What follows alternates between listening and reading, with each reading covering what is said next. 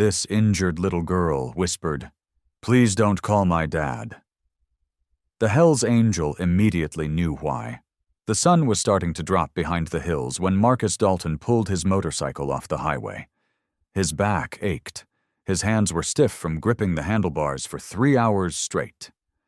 The charity ride had been a good one. More than $20,000 raised for the Children's Hospital 2 towns over. But the long road home had drained every bit of energy out of him. He spotted the old diner sitting off the shoulder of the road, its sign hanging by one rusted chain. The letters were faded, but he could still make out the word "eat" in peeling red paint. The windows were boarded up. Weeds grew tall around the gravel parking lot. Nobody had run this place in years. Still, it looked like as good a spot as any to stretch his legs and drink some water. Marcus rolled his bike to a stop near the entrance and swung his leg over the seat. His knees popped when he stood, a reminder that 45 years on this earth had not been gentle to his joints. He pulled off his helmet and set it on the seat, then reached into his saddlebag for his water bottle. Before you continue listening, please let me know where in the world are you watching from today. Now back to the story. The evening was quiet. Crickets had started their song in the tall grass. A soft wind moved through the empty parking lot, kicking up a little dust. Marcus took a long drink of water and looked up at the darkening sky. Streaks of orange and pink were fading into deep blue. It was the kind of sunset that made a man think about how small he really was in the world. He was about to sit down on an old bench near the diner's front door when he heard it. A sound. Faint, almost swallowed by the wind. He froze, water bottle halfway to his lips. There it was again. A whimper. Soft, like someone trying hard not to be heard. Marcus set the bottle down on the bench without a sound. His years on the road had taught him to trust his instincts, and every instinct in his body told him that sound was not an animal. It was a person, and it was hurt. He moved around the side of the building, careful with each step. Broken glass crunched under his boots.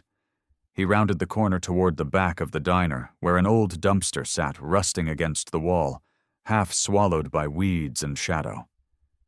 That was when he saw her. A small girl was curled up against the dumpster, knees pulled tight to her chest. Her clothes were dirty and torn in places.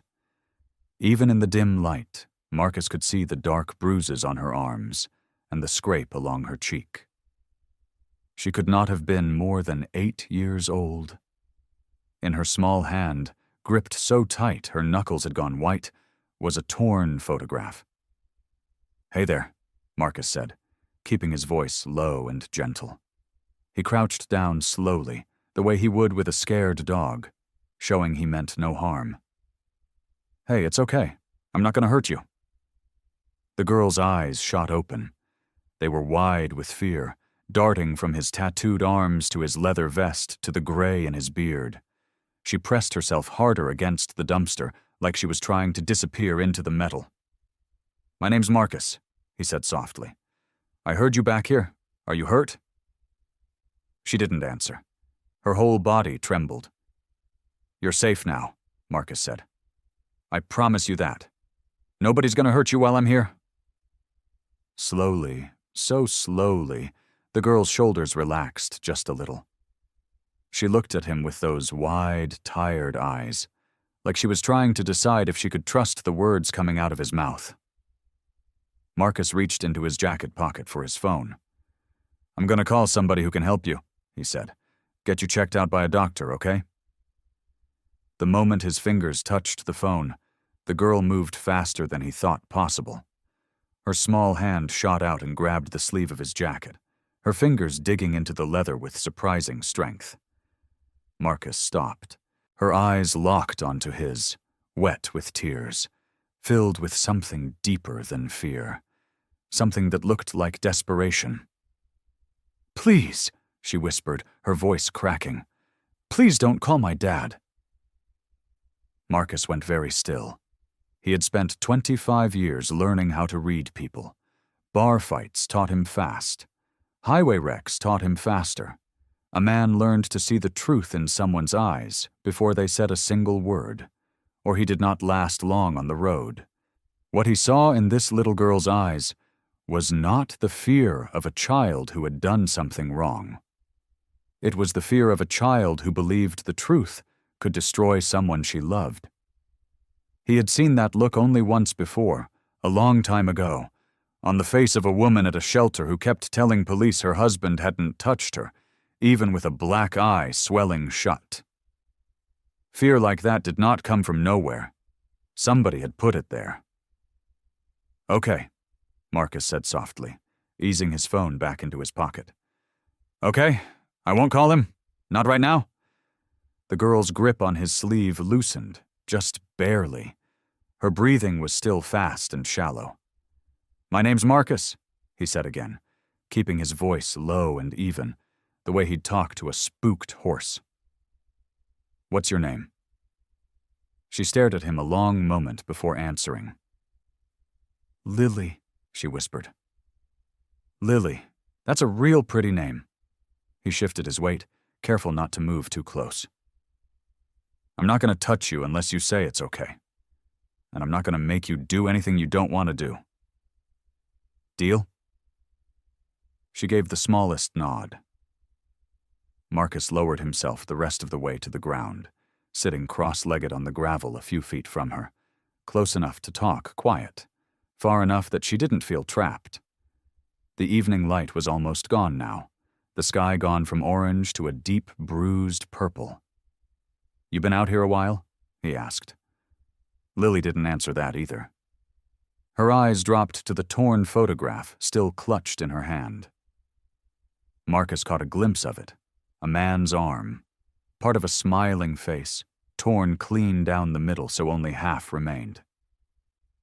"That your dad in the picture?" Marcus asked gently. Her whole body flinched. "Hey," Marcus said quickly, holding up his hands.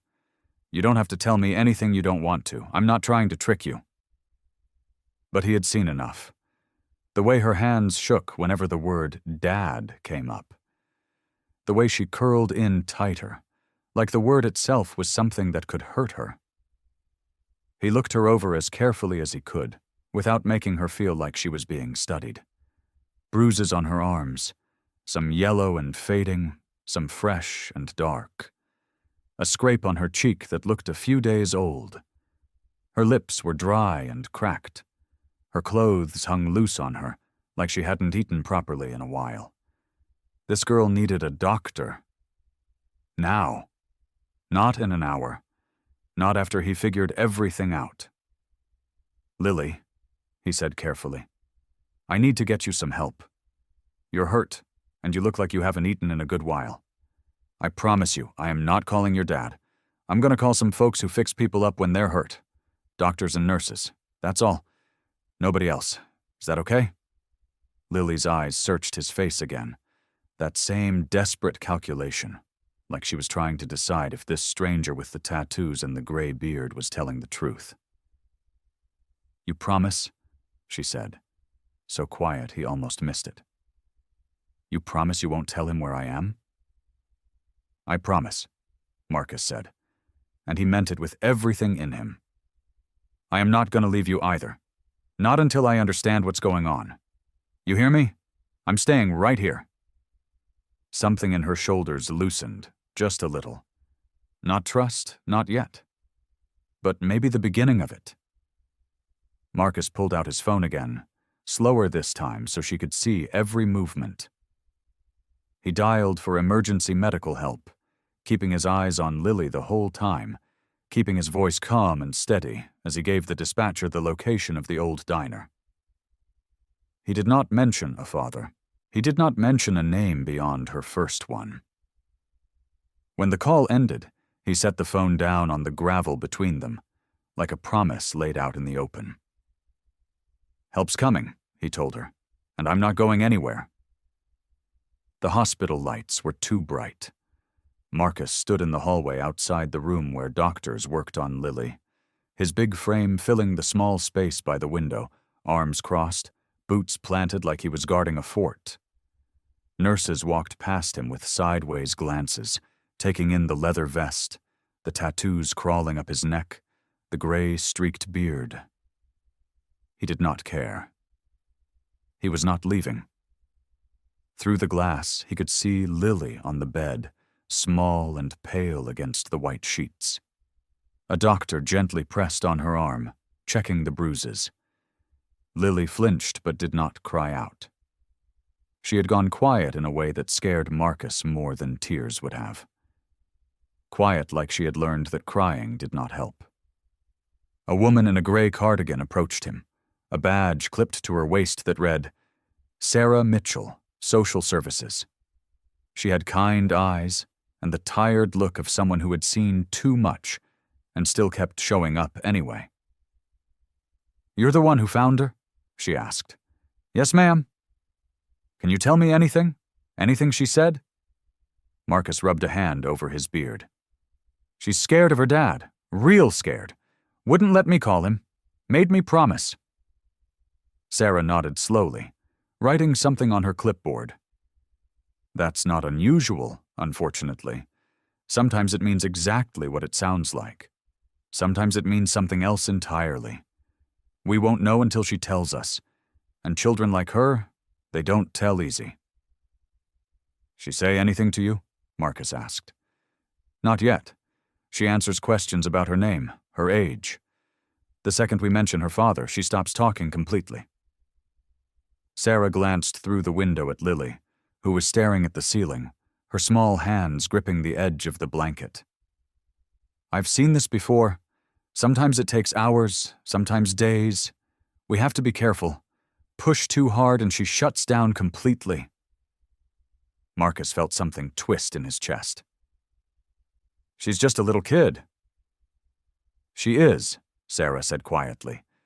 "And whatever happened to her, she believes with everything in her that telling the truth is dangerous. Our job is showing her it isn't." Marcus watched through the glass for a long moment. Lily's eyes drifted toward the window, toward him, and something passed between them. Not quite trust, but not fear either.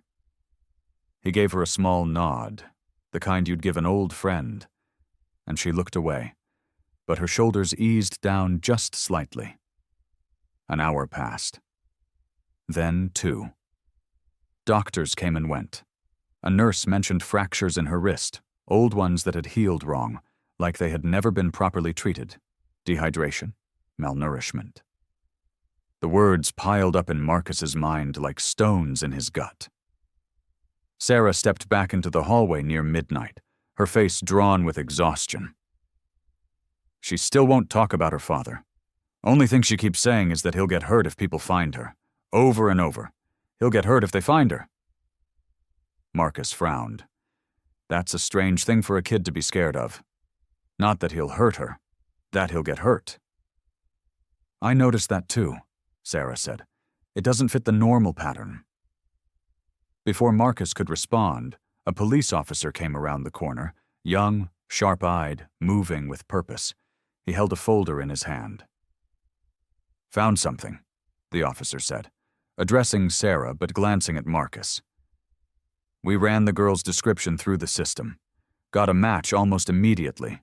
Daniel Harper filed a missing persons report 3 weeks ago. Girl's photo matches exactly." Marcus felt his stomach drop. 3 weeks? According to the file, he's been calling the station every single day since, handing out flyers all over 3 counties, guys practically living at the police station begging for updates. The officer flipped open the folder.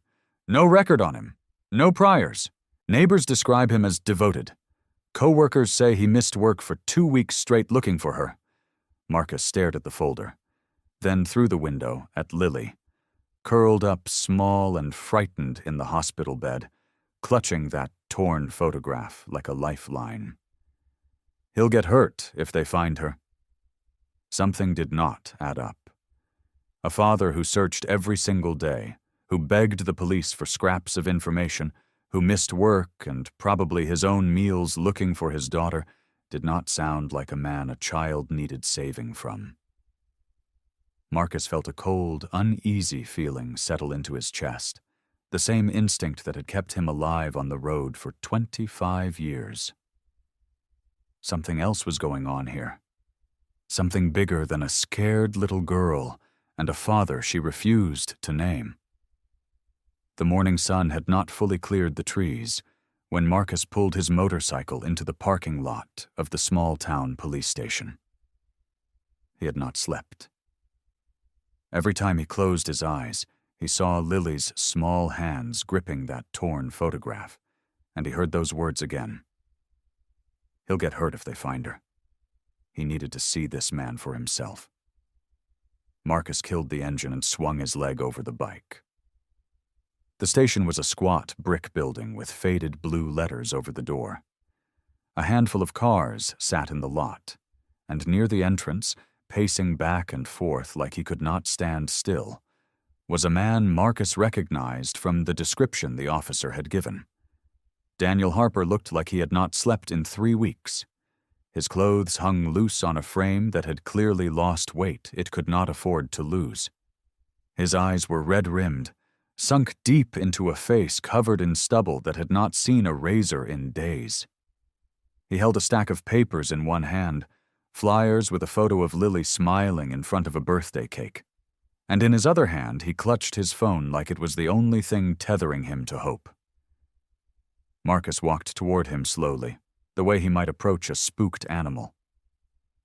"Daniel Harper?"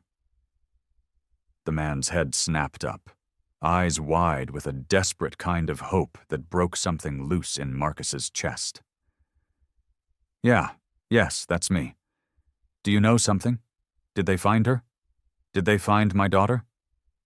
"She's safe," Marcus said quickly, holding up a hand. "She's at the hospital. She's going to be okay." Daniel's legs seemed to give out from under him. He grabbed the brick wall behind him to steady himself, and the flyers slipped from his hand, scattering across the pavement like fallen leaves. He pressed a fist against his mouth, and his shoulders shook once, twice, before he managed to speak. "She's alive," he whispered. "She's really alive." "She's alive," Marcus confirmed. "Banged up, scared, but alive." Daniel wiped his face with the back of his hand, then looked up at Marcus properly for the first time, taking in the leather vest, the tattoos, the gray in his beard. "Who are you? How do you know her?" "I found her," Marcus said. "Behind an old diner off Route 9. Name's Marcus." Daniel grabbed Marcus's hand with both of his own and shook it hard, tears streaming freely now. Thank you. I don't even know how to. Thank you." They sat together on a bench outside the station while Daniel gathered himself, and Marcus asked the questions that had been eating at him since the night before. "Tell me what happened, before she went missing." Daniel took a shaky breath. "I work nights sometimes, emergency repairs, mostly for the trucking company outside town. 3 weeks ago I got called out for an overnight job, engine trouble on a rig that couldn't wait. I didn't want to leave Lily alone, so I asked Rebecca to watch her." "Rebecca?" "Rebecca Collins. She's been a family friend for years. Knew my wife before she passed. She used to babysit Lily all the time, took her to the park, helped with homework. I trusted her completely." Daniel's jaw tightened. "When I got back the next morning, Rebecca said Lily was gone. Said she woke up and Lily wasn't in her bed. Said she looked everywhere and couldn't find her." Marcus studied his face carefully, looking for cracks, for lies, for anything that did not sit right. He found nothing but raw grief and confusion. "Rebecca say anything else? Anything strange?" Daniel shook his head slowly. "She was as upset as I was. Cried for days. Helped me put up flyers at first before she said it was too hard for her to keep looking." He looked down at his hands. I never once thought Lily ran away from me. She's not that kind of kid. She loves her home.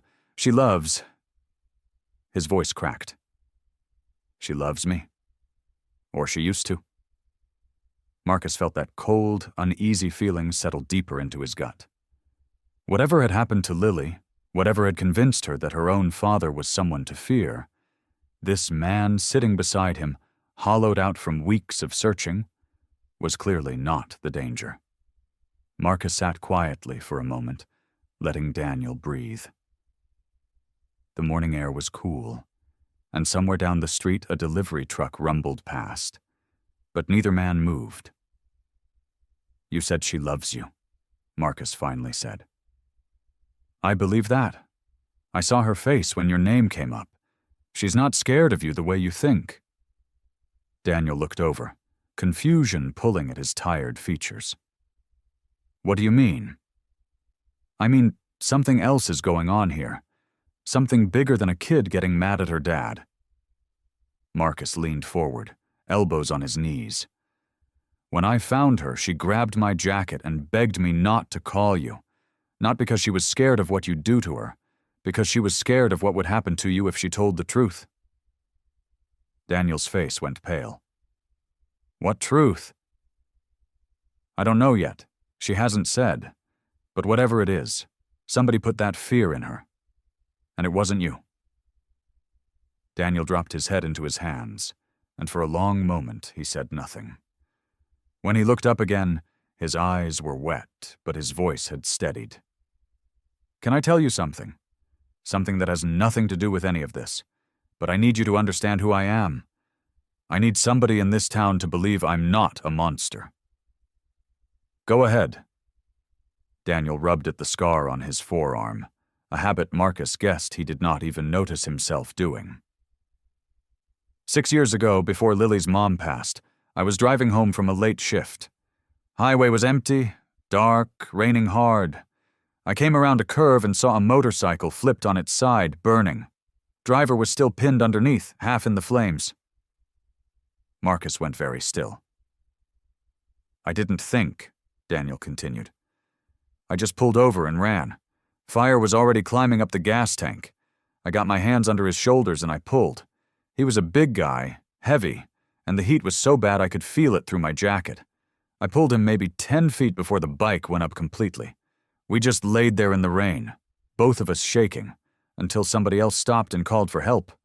He reached into his shirt collar and pulled out a thin silver bracelet on a chain, worn smooth from years of handling. He gave me this before the ambulance took him. Said it was the only thing he had that meant anything to him, and he wanted me to have it. I never got his name, never saw him again. But I kept it. Every day since, I've worn it, because it reminded me that helping somebody, really helping them, even when it's dangerous, it matters. It changes you." Daniel's thumb moved over the bracelet like he had done 1,000 times before. "I think about him whenever things get hard. I think, if I could pull a stranger out of a burning bike, I can survive anything." Marcus felt his chest tighten in a way he had not expected. His mouth had gone dry. He was staring at that bracelet, and something in his memory, something buried under years of scar tissue and silence, began to surface. The rain, the curve in the road, the taste of gasoline and smoke, the feeling of hands under his arms, dragging him across wet asphalt while fire chewed through the night behind him. He remembered giving something away. He remembered a young man's face, soaked and terrified, kneeling over him in the road. "What did he look like?" Marcus asked, his voice rougher than he intended. "The man on the bike." Daniel blinked, caught off guard by the question. "Big man, beard, leather vest, like yours. I remember his hands were shaking almost as bad as mine." Marcus reached up and touched his own forearm, the place where a long scar ran from his elbow to his wrist, a scar he told people came from a bad spill years back. He had never told anyone the whole truth of that night, how close he had come to not walking away from it at all. "Daniel," Marcus said slowly, his voice barely above a whisper. That was me. Daniel's eyes widened. He stared at Marcus like he was seeing him for the first time, really seeing him, past the leather and the tattoos and the gray beard. That accident, Marcus said. The bike, the fire, that was me on the ground. You're the one who pulled me out. The hospital room was quiet except for the soft hum of the machines beside Lily's bed. A small television mounted on the wall played a cartoon with the sound turned low. The curtains were half open, letting in a pale stripe of afternoon sunlight that fell across the white blanket covering Lily's legs. Marcus stood in the doorway for a moment before walking in. He had left his leather vest in the truck. Just a plain dark shirt today. He did not want her to feel like she was talking to a biker. He wanted her to feel like she was talking to someone safe. Lily was propped up against 2 pillows. Her dark hair was combed back from her face, and someone had given her a small, stuffed rabbit that sat beside her on the mattress. There was a bandage along her left forearm, and faint bruising along her jaw that made Marcus's chest ache every time he looked at it. She glanced up when he came in. "Hey, kid," he said quietly. A small pause. Then, "Hey." He pulled a chair close to the bed and sat down. Not too fast, not too close. He rested his hands on his knees and looked at the cartoon on the television for a moment, like they were just 2 people watching TV together. "You sleep okay?" he asked. Lily shrugged one shoulder. "Kind of. Yeah, hospital beds aren't great." The corner of her mouth moved just slightly, almost a smile. Marcus looked down at his hands. He had thought about what to say all morning, turning the words over and over on the drive here. He did not want to push her. He had seen what happened when scared people got pushed. They closed up like a fist, and it took twice as long to reach them afterward. "Lily," he said, keeping his voice gentle, "I want to ask you something. And I want you to know right now that no matter what you say, nothing bad is going to happen. Not to you. Not to anybody you care about, okay?" She looked at him carefully. Her eyes were dark brown, and they were too old for an 8-year-old. Marcus recognized that look. He had seen it in the mirror once. "Okay," she said very quietly. "When I found you behind that diner," he said, "you grabbed my jacket.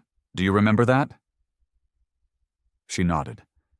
"You told me not to call your dad." He paused.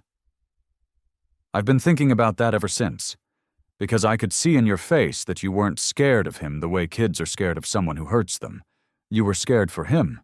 There's a difference, and I need to understand what happened." Lily pulled the stuffed rabbit into her lap and held it against her chest. Marcus leaned forward just slightly, his elbows on his knees. "Can I tell you something about me?" he asked. She looked up. "When I was younger than I am now, I did something I thought was trying to protect people I cared about. I left. I just disappeared because I had it in my head that if I stayed, my problems would become their problems." He shook his head slowly. "Worst decision I ever made. Because the people I left behind, they didn't understand why I was gone. They just felt like I didn't care, and I did care. I cared more than anything. I was just scared."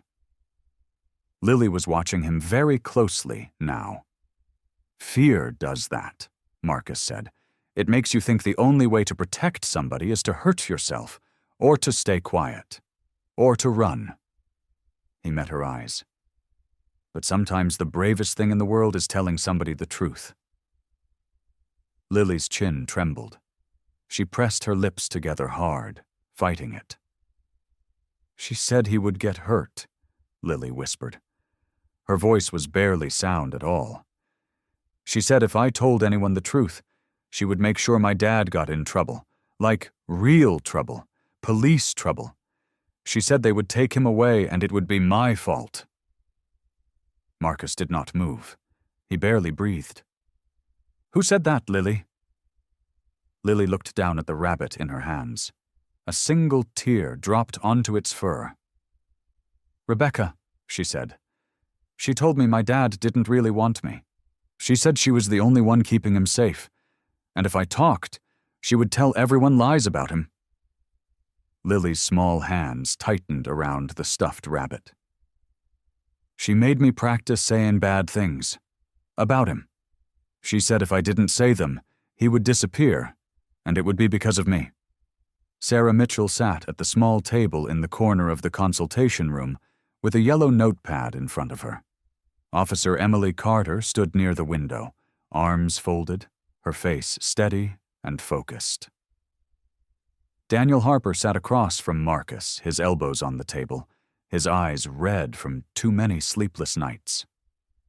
Marcus had written down everything Lily told him, every word he could remember. He had sat in his truck after leaving her room and gone through it slowly, making sure he got it right. Because he knew these words mattered. He knew they were the kind of words that could change everything. He slid the paper across the table to Emily. She read it without speaking. Her jaw tightened once. Then she passed it to Sarah.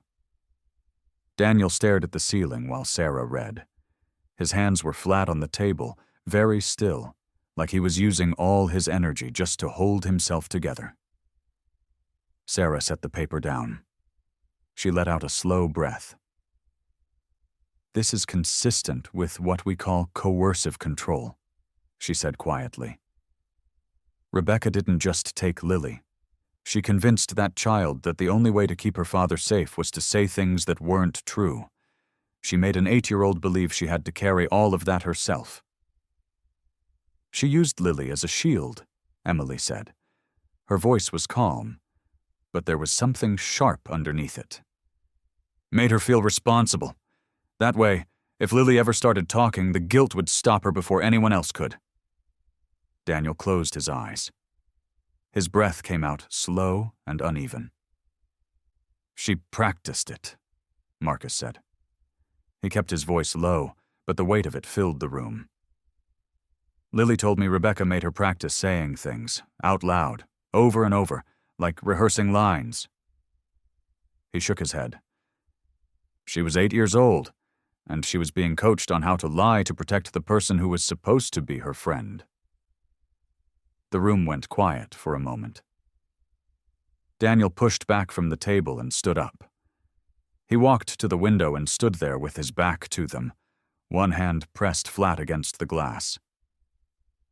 "She was trying to protect me," he said. His voice broke on the last word. "She was sitting out there behind that diner, hurt and alone, and the whole time she was trying to protect me." Nobody said anything. There was nothing to say that would make that easier to hear. Emily picked up the notepad and reviewed her notes. "I need to get a formal statement from Lily as soon as the doctors clear it. Child appropriate, no pressure, but we have enough right now to start moving." She looked at Marcus. "You said Lily mentioned Rebecca used some kind of device? A recording?" Marcus nodded. "Lily said Rebecca had something she used when she made the threats. Small. She said it was like a little black box. I don't know if Lily still has it or where it ended up." "We'll ask her carefully," Sarah said. "If that recording exists and we can find it, it changes everything." Emily was already reaching for her phone. "I'm putting out a search for Rebecca Collins. If she's smart, she's already moving. We need to get ahead of this." She stepped out of the room with the phone at her ear. Sarah gathered her notes and gave Daniel a quiet word before she followed Emily out. That left Marcus and Daniel alone. Daniel turned away from the window. His eyes were dry now, but his face looked like something had shifted inside it. Like a man who had just understood the full size of what his daughter had done for him. "She didn't run away from me," he said. "No," Marcus said. "She never did." Daniel sat back down. He put his face in his hands for just a moment. Then he lifted his head and straightened up, like he was making a decision. Marcus stood. I'm going back in there, he said. She needs to hear that none of this is her fault, and she needs to hear that we are going to fix it. Daniel nodded. Tell her I love her. I will. Marcus walked back down the hallway toward Lily's room. The afternoon light had shifted. The pale stripe across her floor was longer now, reaching almost to the foot of her bed. She was still holding the stuffed rabbit when he came in. She looked up at him the same way she had before, waiting, hoping, afraid of what the answer might be. Marcus sat down in the chair beside her bed. We heard you, Lily, he said. Every word you told me. The grown-ups who are trying to help, they believe you. All of it. Her lip trembled.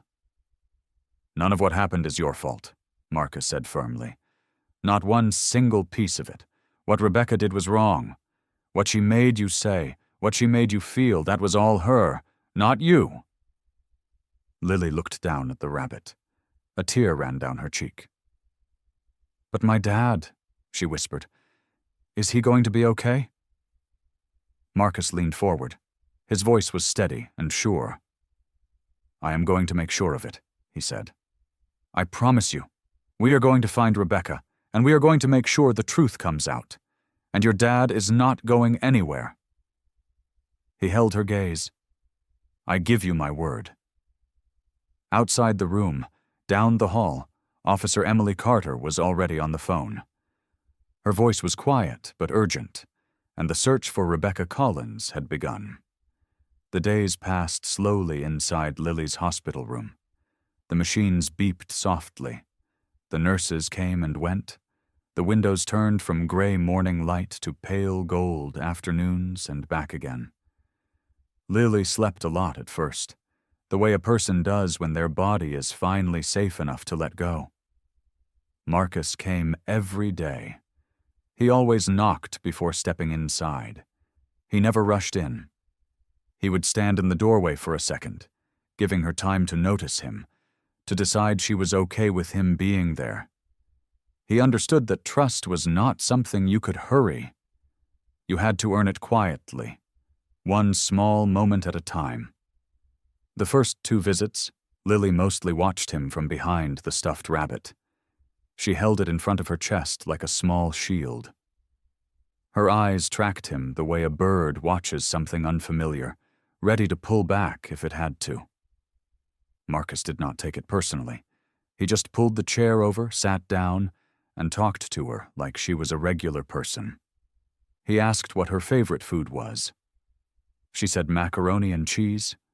He told her that was a solid choice. She almost smiled. By the 3rd day, the rabbit was resting beside her instead of in front of her. He brought books, simple ones with good stories. He would read them out loud in his low, gravelly voice, and sometimes he would stop and ask her what she thought was going to happen next. She started answering. Quiet at first, just a word or two, then longer with more confidence. She had strong opinions about stories. She did not like it when the main character made obviously bad decisions. Marcus told her he agreed completely. By the 4th day, she started asking him questions. Does your tattoos hurt when you got them? Some of them, he said honestly. He pulled up his sleeve and showed her the eagle on his forearm. That one took about 2 hours. I was not happy about it. She leaned forward to look at it.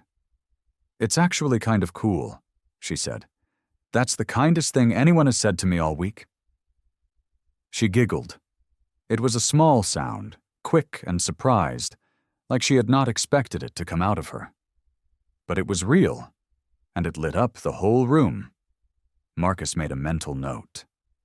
That giggle was worth protecting. On the 5th day, Daniel came with him. They had talked about it carefully beforehand. Marcus suggested keeping it short and low pressure. Daniel agreed without hesitation. He sat on the far side of the room at first, letting Lily set the pace. She looked at her father for a long time without speaking. Then she said, Daddy. and that was enough. Daniel crossed the room and sat on the edge of her bed and held her hand, and nobody said anything for a little while because nothing needed to be said. Marcus stood near the door. He gave them space. He watched the way Lily leaned just slightly toward her father, like a flower that had been kept in the dark, finally turning back toward sunlight. He felt something move in his chest, something old and quiet that did not have a name. On the 7th day, Lily was sitting up more. The color had come back to her face. She was drawing pictures on the back of a paper menu one of the nurses had found for her. Marcus sat beside her and watched her draw. "Can I ask you something?" she said, not looking up from the paper. "Sure." She kept drawing for a second before she spoke. "Before I met you, I thought bikers were dangerous, like really dangerous. My friend at school told me that bikers hurt people, and you should stay away from them." She finally looked up at him. Her eyes were serious and honest. "But you're not like that. You're the one who stayed when everybody else left." She paused. "I think maybe I was wrong to think that about people before I knew them." Marcus looked at her for a moment. Then he nodded slowly. "That's a pretty grown-up thing to figure out," he said. The supervised visits were approved on a Tuesday morning. Sarah Mitchell brought the paperwork to Daniel in the hospital hallway. He stood there reading it over twice, like he was afraid it might disappear if he looked away. His hands were steady, but his eyes were not. "1 hour at a time," Sarah said gently. "Keep it calm, keep it simple. Let her lead." Daniel nodded. "I know how to wait," he said quietly. "I've been doing it for weeks." Sarah gave him a small smile. "I know you have." Marcus was leaning against the wall a few feet away, arms crossed, saying nothing. But he had heard every word. And when Daniel folded the papers and tucked them into his jacket pocket, Marcus caught his eye and gave him a slow nod. Daniel breathed out. "Okay," he said. "Okay." The first supervised visit happened that same afternoon. Sarah sat in the corner of the room with a clipboard on her lap and a warm but watchful expression. Marcus waited out in the hallway. He did not go far. He leaned against the wall beside the door with a paper cup of bad coffee and stared at the floor tiles and did his best not to count the minutes. Inside the room, Daniel pulled the chair close to Lily's bed and sat down. He did not hug her right away. He did not try to explain everything at once. He did not fill the silence with apologies that might sound hollow or promises he could not guarantee. He just sat there, close enough to let her feel that he was real, far enough to give her room to breathe. Lily watched him with those serious eyes of hers. "Hi, Daddy," she said finally. "Hi, Bug," he said. His voice came out rough around the edges, but he kept it steady. She looked down at her hands. "Are you mad at me?" "No," he said without any hesitation. "Rebecca said you would be." She picked at the edge of her blanket. "She said if I told anyone the truth, you'd get in trouble and it would be my fault." Daniel was quiet for a moment, long enough to think before he spoke. "Rebecca was wrong," he said. "None of this is your fault. Not one single piece of it." Lily's fingers stopped moving on the blanket. "I should have called you," she said. Her voice got smaller. "When she first started saying those things, I should have told someone." "You were scared," Daniel said. "You were trying to protect me the only way you knew how." He leaned forward a little, resting his elbows on his knees. "That's not a mistake, Lily. That's love. And love does not make you guilty." She looked up at him slowly. Her eyes were glassy, but she was not crying. Not yet. She was doing that thing she always did, where she held feelings inside until she had decided what to do with them. Daniel did not push. He let the silence sit between them like something soft. After a little while, he reached into his jacket pocket and pulled out a folded piece of paper. He smoothed it out carefully and held it toward her. It was one of the missing flyers he had made when she was gone. Her school photo in the center, a little blurry from being copied too many times. His phone number printed at the bottom in bold letters. "I put these up everywhere," he said quietly. "Every gas station, every grocery store, every telephone pole on every road I drove down." He paused. "I want you to have this one." Lily took it from him with both hands. She looked at her own face, staring back at her from the worn paper. "You really looked for me?" she whispered. "Every single day," he said. "I never stopped. I was never going to stop." Her chin trembled. Daniel leaned in just slightly. "I don't need you to stop being scared today," he said gently. "I don't need you to forgive anybody or feel okay about everything all at once. I just need you to know one thing." He held her gaze. "You were always loved. Every day. Even the ones when you thought you were alone." Lily's breath caught in her throat. She looked at the flyer in her hands one more time. Then she folded it carefully and held it against her chest. "I know, Daddy," she whispered. "I think I always knew." Officer Emily Carter spread the papers across the small table in the hospital conference room, like she was laying out pieces of a puzzle. Marcus stood near the window. Daniel sat at the table with his hands folded in front of him. Sarah Mitchell was there too, quiet in her chair, watching Emily work. "We've been looking into Rebecca Collins for the past several days," Emily said. She tapped the top sheet. "And what we found tells a pretty clear story." She pulled out a printed document and slid it toward Daniel. Rebecca had been struggling with money for a long time. Lost her apartment lease 8 months ago. She had been borrowing from people and not paying them back. Took out 2 loans she couldn't repay. Emily paused. She was in real trouble. The kind of trouble that makes people start thinking the world is unfair. Daniel stared at the paper. "I didn't know any of that." "She hid it well," Emily said. "From everyone." Marcus shifted his weight near the window. "So she was angry," he said. It wasn't really a question. Emily glanced at him. "Angry doesn't quite cover it. From what we've gathered talking to people who knew her, Rebecca had a lot of feelings she never dealt with." She folded her hands on the table. "She watched you and Lily, Daniel. She saw the 2 of you laughing at your front porch. She saw the way Lily lit up when you picked her up from school.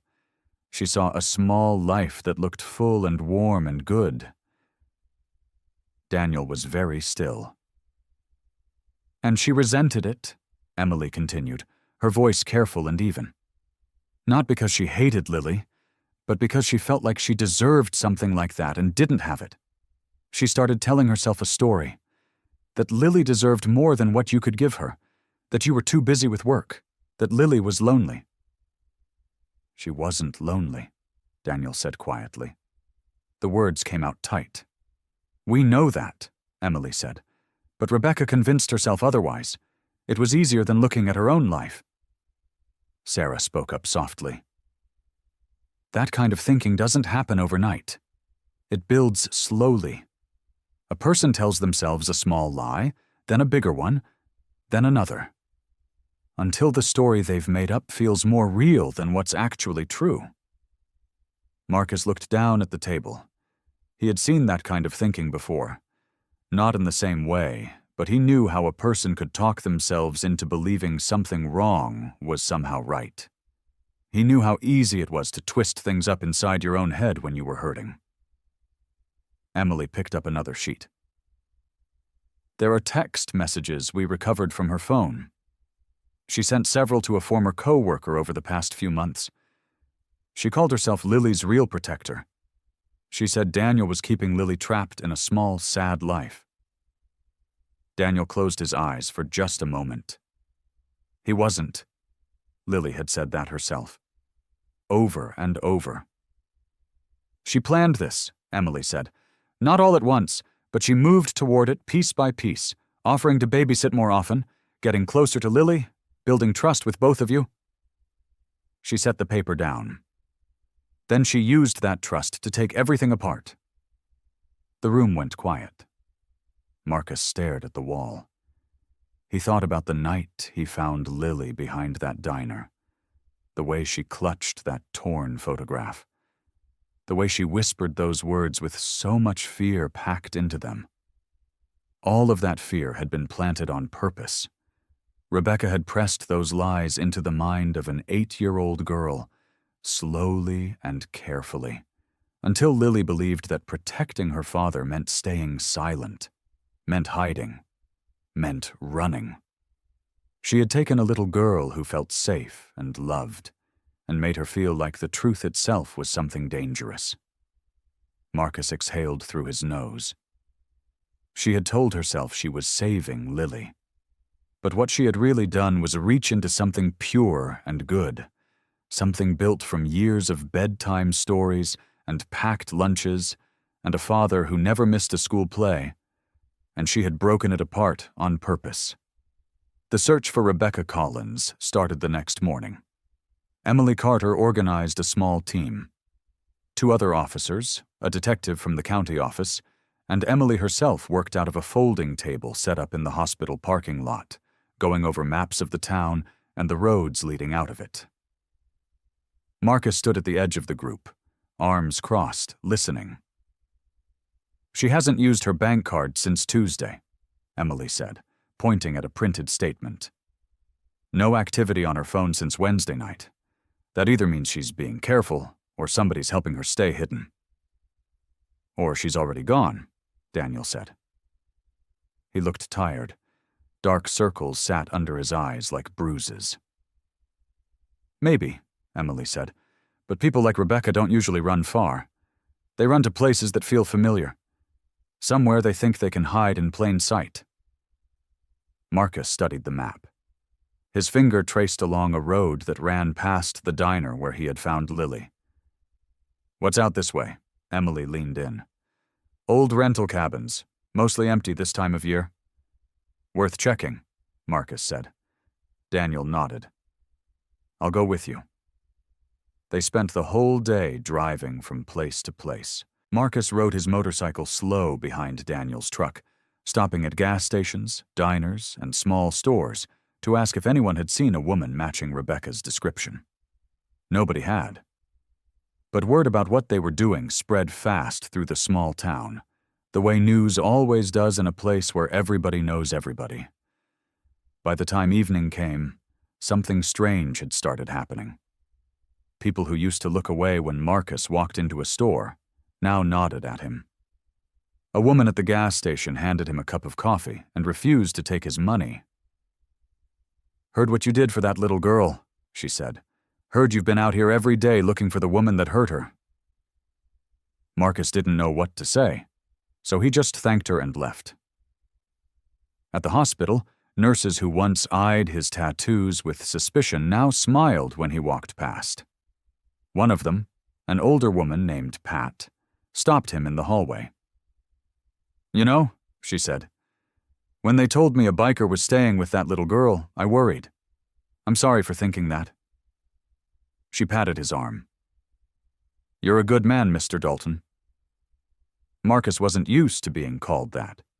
He mumbled something and kept walking, feeling his face grow warm under his beard. Lily noticed the change, too. She sat in her hospital bed that evening with a coloring book in her lap, watching Marcus come in still smelling like road dust and gasoline. "Everybody's being nice to you now," she said. Marcus sat down in the chair beside her bed. "Seems that way." "Because of me?" "Because of what you and I have been through together," Marcus said. People are starting to see things a little clearer, that's all. Lily smiled, small and quiet, and went back to her coloring. That night, Jake Dalton showed up at the hospital with 2 other members of the motorcycle club. They didn't come inside. They just parked their bikes in the lot and stood near the entrance, arms crossed, keeping watch. "Figured you could use some extra eyes," Jake said when Marcus stepped outside to talk to him. Marcus looked at his old friend for a long moment.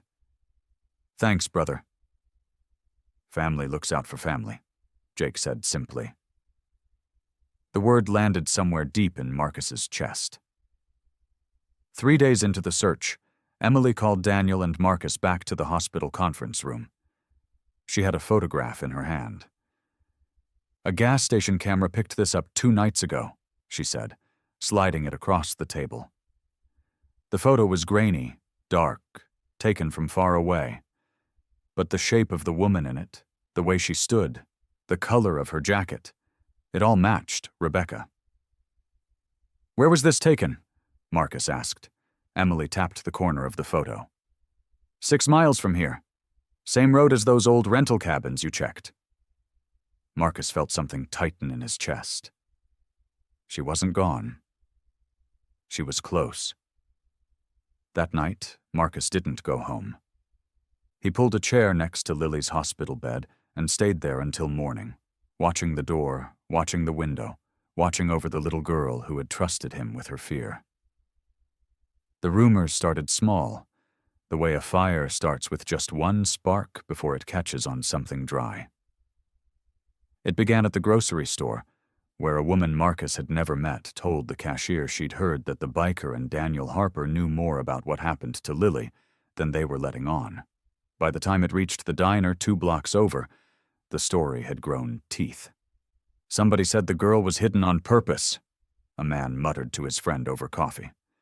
"Said that Bikers Club knows things they're not telling the cops."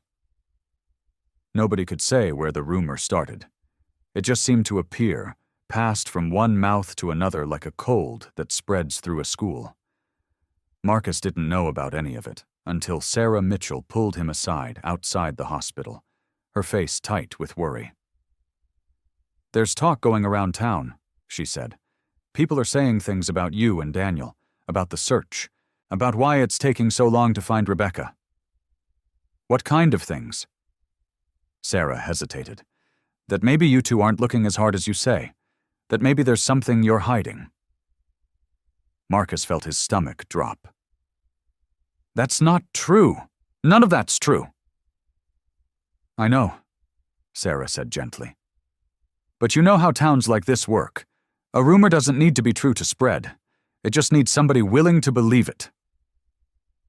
Marcus stood there a long moment, feeling the old familiar weight settle back onto his shoulders. He knew this feeling. He'd worn it for years, ever since the first time someone crossed the street to avoid him because of his leather vest and tattoos. He thought he'd left that feeling behind these past few weeks. Turned out it had just been waiting for a reason to come back. He didn't know yet that Rebecca herself was the spark.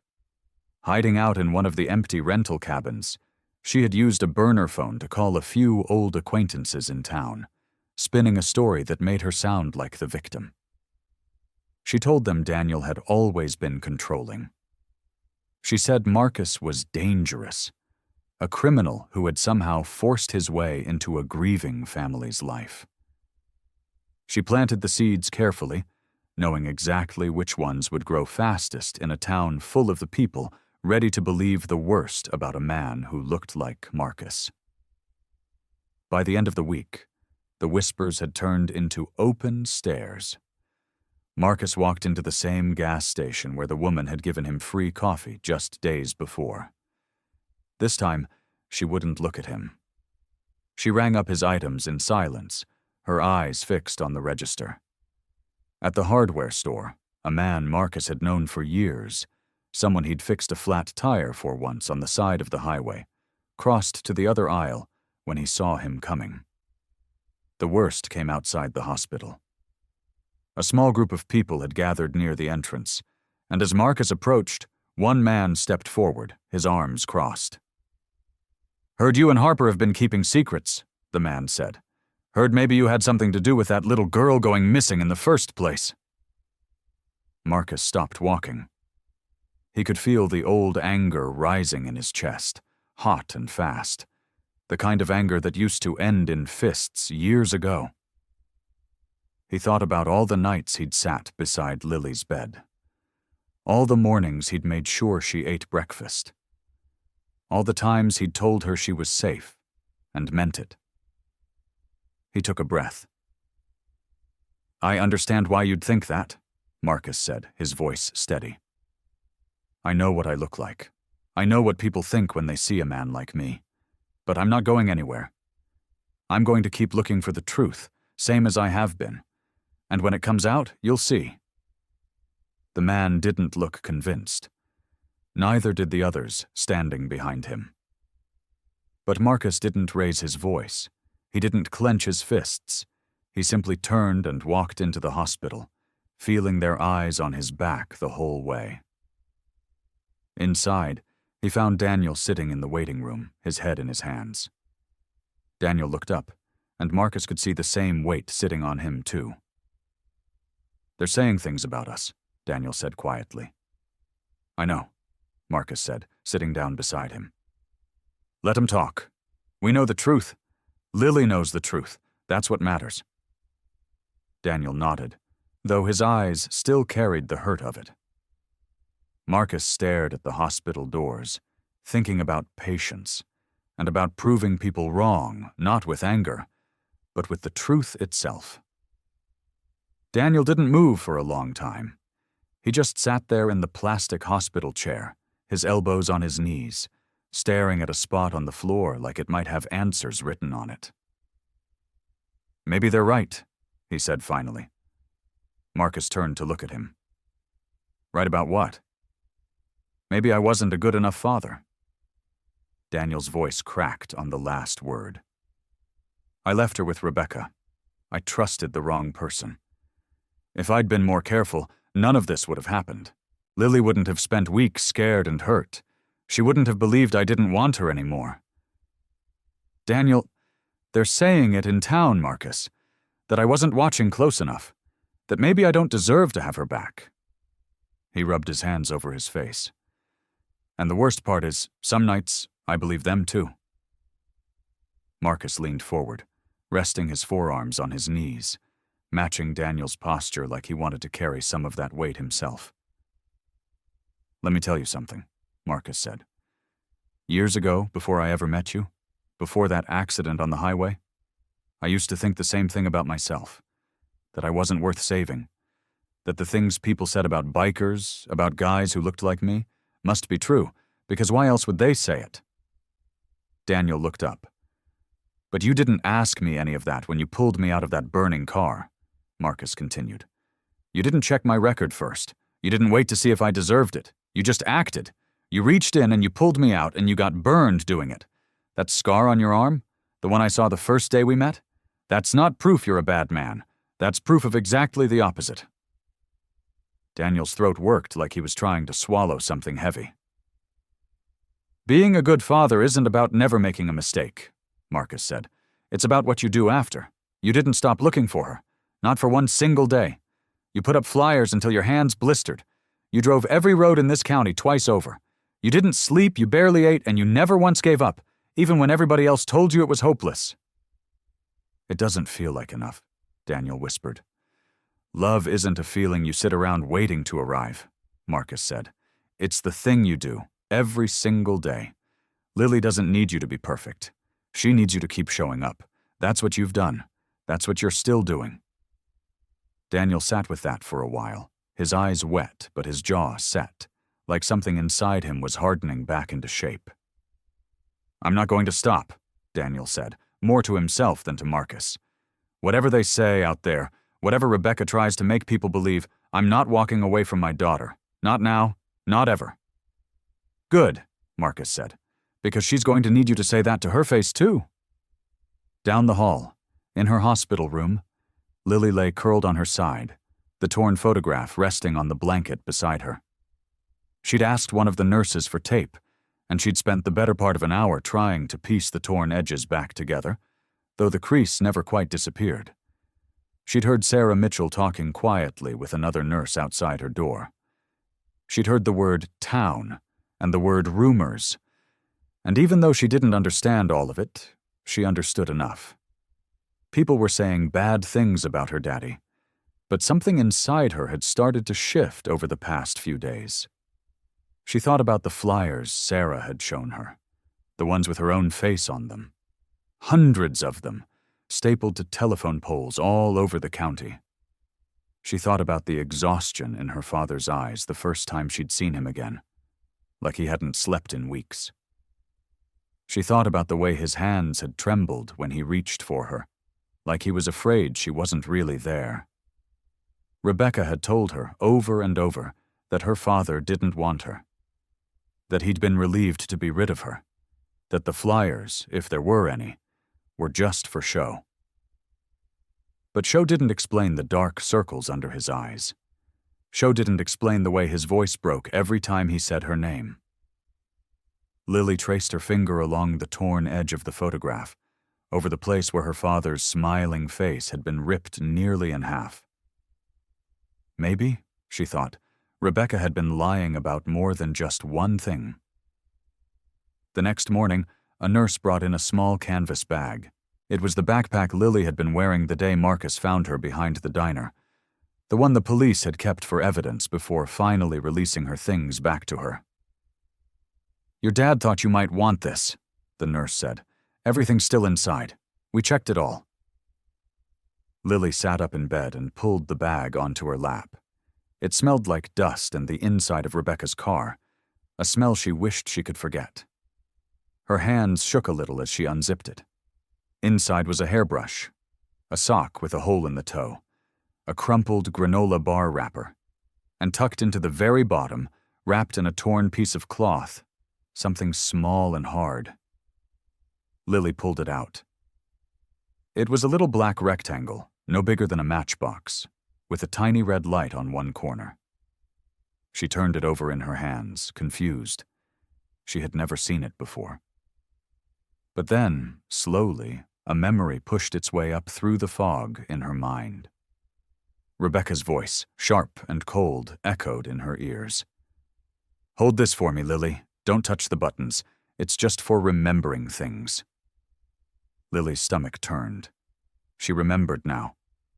Rebecca had slipped it into her bag one night, weeks ago, saying it was nothing important. But Lily remembered other things, too. She remembered Rebecca talking into it sometimes, late at night, when she thought Lily was asleep.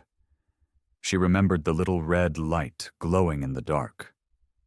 Lily's fingers trembled as she pressed the small button on the side. A tiny screen lit up. There were words on it, numbers, a list of dates, recordings. She didn't understand all of it, but she understood enough to know this was important. Her heart pounded so hard she thought the nurse in the hallway might hear it. "Sarah," Lily whispered, her voice barely a breath. "Sarah, come here, please." Sarah Mitchell came quickly, her kind face immediately shifting into focus when she saw the object in Lily's hands. "Where did you find this, sweetheart?" "In my bag," Lily said. "Rebecca gave it to me. She said hold it. She said don't touch it." Lily's eyes filled with tears. "I forgot about it. I forgot." Sarah sat down carefully on the edge of the bed, her hands steady, even though her eyes had gone wide. "It's okay. You didn't do anything wrong. Can I see it?" Lily handed it over like it might burn her fingers. Within the hour, Officer Emily Carter was standing in the hospital room, her uniform crisp, her expression unreadable as she examined the device under gloved hands. Marcus stood near the window, arms crossed, watching. Daniel sat beside Lily's bed, holding his daughter's hand so tightly it was almost too much, though Lily didn't pull away. "We'll need to send this to our tech unit," Emily said, "but there's a basic playback function right here. Let's see what we've got." She pressed a button. static crackled through the small speaker. Then a voice, cold and clear, filled the room. "You listen to me, Lily. If you tell anyone your daddy didn't hurt you, I will make sure he disappears. Do you understand me? Forever. You won't ever see him again. So you're going to say what I tell you to say." Lily's small hand tightened around her father's. The recording continued, Rebecca's voice weaving through threat after threat, some soft and manipulative, others sharp and cruel. There were dates, there were promises of punishment. There was, unmistakably, a woman coaching a frightened child to lie about the person who loved her most. Daniel's face had gone pale and still, his jaw locked tight, his eyes glassy with tears he refused to let fall in front of his daughter. Marcus said nothing. He simply watched Lily's face, watched the way something in her shoulders loosened, like a weight she'd been carrying finally had somewhere else to go. Emily switched off the recording and looked at Lily with something like awe. "This proves everything. This proves you were forced to say those things. It proves your father never hurt you." "Where is she?" Daniel asked, his voice rough. "Rebecca. Where is she right now?" Emily's expression tightened. "That's the problem. Her apartment's cleared out. Her car's gone. Nobody's seen her in 2 days." Rebecca Collins had vanished. Word travels fast in a small town, and by the next afternoon, it seemed like everyone had heard something. The problem was, not everyone had heard the truth. Marcus stood outside the hospital, leaning against his motorcycle, when he first noticed the whispers. 2 women walking by slowed down, staring at him, then hurried their steps. A man across the street pointed him out to his friend, shaking his head like Marcus was something to be afraid of. He was used to stares. Years of riding with the club had taught him that people judged the leather before they judged the man wearing it. But this felt different. This felt like the town had already decided something about him, and he didn't know what. He found out soon enough. Officer Emily Carter called a press conference outside the county courthouse. Marcus watched it from a small television in the hospital waiting room. Daniel standing beside him. Lily resting back in her room with Sarah Mitchell close by. Emily stood at the podium, her uniform sharp, her voice steady and clear. "After a thorough investigation, we can confirm that Rebecca Collins manipulated and threatened an 8-year-old child in order to separate her from her father. We have recorded evidence proving that Daniel Harper never harmed his daughter. Mr. Harper searched for weeks to find her. He is, and has always been, a devoted father." She paused, letting the words settle over the crowd of reporters and townsfolk. "We also want to clarify the role of Marcus Dalton, who found Lily injured and alone, and who protected her until she could be safely reunited with her family. Mr. Dalton acted with nothing but courage and compassion. Any suspicion cast on him was based on false evidence planted by Ms. Collins herself." Marcus felt Daniel's hand land on his shoulder. "Hear that?" Daniel said, his voice thick. "They know now? Everybody knows." Marcus didn't answer right away. He was still watching the screen, watching the faces of the crowd shift from doubt to something softer. Understanding. Maybe even shame for how quickly they'd judged him. It didn't fix everything. Marcus knew that much. Words on a television screen couldn't erase the whispers, couldn't take back the stares. But it was a start. And for a man who had spent his whole life being misunderstood, a start was more than he usually got. The bigger news came only an hour later. Emily Carter walked into the hospital herself, her face carrying a different kind of energy this time, not the tight, careful expression from the case update. This was something closer to relief.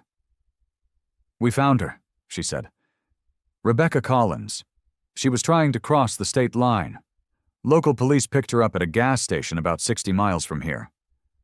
Daniel's knees nearly buckled. Marcus caught his arm before he could stumble. "She's in custody now," Emily continued. "She'll be charged with kidnapping, child endangerment, and coercion. The recording alone is enough to put her away for a long time." Daniel closed his eyes, his breath shaking out of him like he'd been holding it for weeks. Maybe he had. "Can I see Lily?" he asked. "Can I tell her?" "She's your daughter," Emily said gently. "You don't need my permission for that." Daniel walked down the hallway fast, faster than Marcus had ever seen him move. Marcus followed a few steps behind, staying back near the doorway of Lily's room as Daniel rushed inside. Lily looked up from her bed, her eyes widening at the look on her father's face. "Daddy?" "She's caught," Daniel said, kneeling beside the bed, taking both of Lily's hands into his own. "Rebecca, they found her. She can't hurt you anymore. She can't hurt anybody anymore." Lily's face crumpled, and for a moment Marcus thought she might cry. Instead, she threw her arms around her father's neck, holding on with all the strength her small body had left. "It's really over," she whispered into his shoulder. "It's really over," Daniel repeated, his voice breaking on every word. "I'm never letting you go again. Do you hear me? Never." Marcus stood in the doorway, watching the two of them hold each other like they were afraid the moment might slip away if they let go too soon. His chest felt tight, full of something he didn't have a name for. Pride, maybe. Or peace. He had done what he set out to do. Lily was safe. Daniel had his daughter back. Marcus believed, standing there in that doorway, that his part in this story was finished. 3 weeks passed, and Marcus found himself doing something he never expected. He kept coming back. At first, it was just to check on Lily. He would stop by after his shifts, helping out at the club's garage, sitting on the porch steps of Daniel's small house while Lily told him about her day at school. She had started 3rd grade late that year, but her teacher had been kind about it, and Lily had made 2 new friends already. "Their names are Sophie and Maya," Lily told him one evening, swinging her legs off the edge of the porch. "Sophie has a dog named Biscuit. Maya wants to be an astronaut." "What do you want to be?" Marcus asked. Lily thought about it, tilting her head like the answer mattered a whole lot. "I want to fix cars, like Daddy, and maybe ride a motorcycle, like you." Marcus laughed, a real laugh that came from somewhere deep in his chest. It surprised him every time it happened now. He hadn't laughed like that in years. Daniel came out onto the porch carrying 2 cups of coffee, handing one to Marcus before sitting down on the step below him. "She's been talking about motorcycles non-stop," Daniel said. "I think you've created a monster." "Good kind of monster," Marcus said. "The best kind," Daniel agreed. It became a routine. Tuesdays and Thursdays, Marcus would show up around dinner time. Sometimes he brought groceries, sometimes he just brought himself, and that seemed to be enough. Daniel taught him things about cars he never knew, showing him how to rebuild an engine from scratch in the garage behind the house. Marcus taught Lily how to check tire pressure and change a spark plug, letting her wear his old work gloves that swallowed her small hands whole. One night, after Lily had gone to bed, Marcus sat with Daniel on the back porch, both of them looking up at a sky full of stars neither man had taken the time to notice in years. "You know," Daniel said, "when I was pulling you out of that car all those years ago, I never thought I'd see you again. Never thought I'd need you the way I needed you last month." "Funny how things work out," Marcus said. "Not funny. I think it's something else. I think some things are just meant to happen." Marcus didn't say anything, but something in his chest loosened, like a knot he'd been carrying for years had finally started to come undone. He had spent so much of his life keeping people at a distance. Brothers in the club were the closest thing he had to family, but even that was built on loyalty forged in danger, not in quiet evenings like this one. Sitting on a porch with a man who trusted him, listening to a little girl laugh in the next room, feeling like he belonged somewhere. It was foreign. It was good. It scared him a little, how good it felt. Then, one Thursday evening, his phone rang while he was helping Lily with her homework at the kitchen table. It was Jake. Marcus stepped outside to take the call, Lily's voice trailing after him, asking about a math problem. "Mac," Jake said, his voice tight. "We got a problem." "What kind of problem?" "Remember the Torres crew? Back from 10 years ago? That whole mess with the warehouse?" Marcus's stomach dropped. He remembered. He remembered it too well. "They're back," Jake said. "Word is they know you're settled here. They know about the little girl, about Daniel. They're looking to settle old scores, Mac. And they don't care who gets caught in the middle." Marcus stood in the driveway, staring at the house behind him, the warm light spilling out from the kitchen window where Lily sat bent over her homework, safe and happy, and completely unaware. "How bad is it?" Marcus asked, his voice low. "Bad enough that I'm calling you instead of handling it myself," Jake said. "You need to watch your back." Marcus hung up the phone slowly, his hand trembling just slightly, though not from fear for himself. He looked back at the house one more time. Everyone he had ever loved eventually got hurt because of him.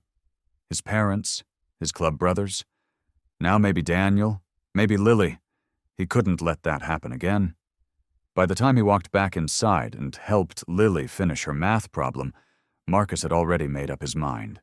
He would leave before anyone got hurt because of him. The sky was still dark when Marcus rolled his motorcycle out of the garage, careful to keep the engine off so the sound wouldn't carry. Frost covered the grass in silver patches, and his breath came out in small white clouds. Somewhere down the road, a rooster hadn't even started crowing yet. It was that kind of early, the kind where the whole world felt like it was holding its breath. He had packed light. A duffel bag strapped to the back of his bike, his old leather jacket zipped up against the cold, and a folded piece of paper tucked into his coat pocket. He had written it 3 times before he got the words right, and even then, he wasn't sure they were right at all. Marcus walked up to the porch steps, his boots quiet on the wood. He had learned which boards creaked and which ones didn't during all those Tuesday and Thursday evenings, and now that knowledge felt strange to use for slipping away instead of walking toward the people inside. He knelt down and slid the note under the front door, where Daniel would find it when he came down for coffee. His hand lingered on the wood for a second longer than it needed to. "Dear Daniel and Lily, I got word some trouble from my past is coming back around. I can't let it land on you two. You've both given me something I didn't know I still had room for, and I won't let anyone use that against you. I'm not running because I'm scared. I'm running because I love you both too much to let you get hurt. Because of me. Tell Lily I'll always remember the tire pressure lesson. Tell her she's tougher than she knows. Mac." He stood up, feeling the weight in his chest that came with every goodbye he'd ever written. There had been a few in his life. None of them had felt like this one. Marcus walked back to his motorcycle, swung his leg over the seat, and reached for the ignition. "Marcus?" Her voice cut through the quiet morning like a small bell. He turned and saw Lily standing on the porch in her pajamas, bare feet on the cold wood, her hair messy from sleep. She was holding the torn family photograph in one hand, the same one she had clutched behind the abandoned diner weeks ago. In the other hand, she held his note. "Lily," Marcus said, his voice catching. "You should be inside. It's cold." "You're leaving," she said. It wasn't a question. Marcus swallowed hard. I have to go, sweetheart. There are some bad people from my past, and I don't want them coming anywhere near you or your dad. Lily walked down the porch steps slowly. Her feet must have been freezing, but she didn't seem to care.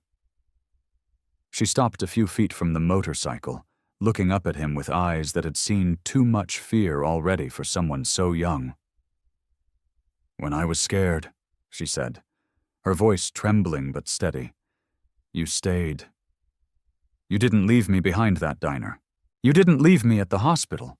You stayed until I wasn't scared anymore." Marcus's throat tightened. "Lily, this is different." "Is it?" she asked. "Because right now I'm scared again. I'm scared you're leaving and you're not coming back. I'm scared that just like I lost my mom, and I almost lost my dad, now I'm going to lose you too." The words hit him harder than anything Jake had said on the phone the night before. Harder than any threat from the Torres crew. Harder than any fight he'd ever walked into. Marcus sat there on his motorcycle, engine still off, hands gripping the handlebars like they were the only solid thing left in the world. "Please don't go," Lily whispered, clutching the torn photograph to her chest. "Please don't be another person who leaves." Marcus looked at her, standing there in the cold morning light, barefoot and shaking, holding on to the last piece of a family photo like it was the only thing keeping her steady. And he realized, sitting there with the engine silent beneath him, that he didn't know what to do anymore. Everything he thought he understood about protecting the people he loved suddenly felt wrong. Standing in front of a little girl who was more scared of losing him than anything his past could ever bring to her door. The porch light flicked on behind Lily. Daniel stood in the doorway in a t-shirt and sweatpants, his hair sticking up, his eyes wide awake in a way that meant he hadn't been sleeping much anyway. He must have heard voices. He must have seen the empty spot on the porch where Marcus's note had been. "Marcus?" Daniel said, his voice rough with sleep and something else. "What's going on?" Marcus killed the thought of starting the engine. He climbed off the bike slowly, like his legs had forgotten how to work right. "Daniel, I didn't want to wake you. I left a note." "I found it." Daniel stepped down onto the frozen grass, wincing at the cold, and picked Lily up so her bare feet weren't touching the ground anymore. She wrapped her arms around his neck but kept her eyes on Marcus. "Come inside, all of us, right now." The kitchen was warm compared to the porch, though Marcus still felt cold, clear down to his bones. Daniel set Lily on a chair and wrapped a blanket around her shoulders. He poured 3 mugs of coffee without asking anyone if they wanted it, then sat down across from Marcus at the small wooden table. "Tell me," Daniel said. Marcus rubbed his hands together, staring at the steam rising off his mug. "Jake called me last night. Some old business from the club is stirring up again. People looking to settle scores from years back. It's got nothing to do with you two, and I want to keep it that way."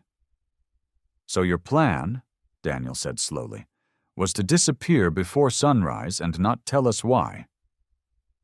"My plan was to leave before it could touch you," Marcus said. "There's a difference."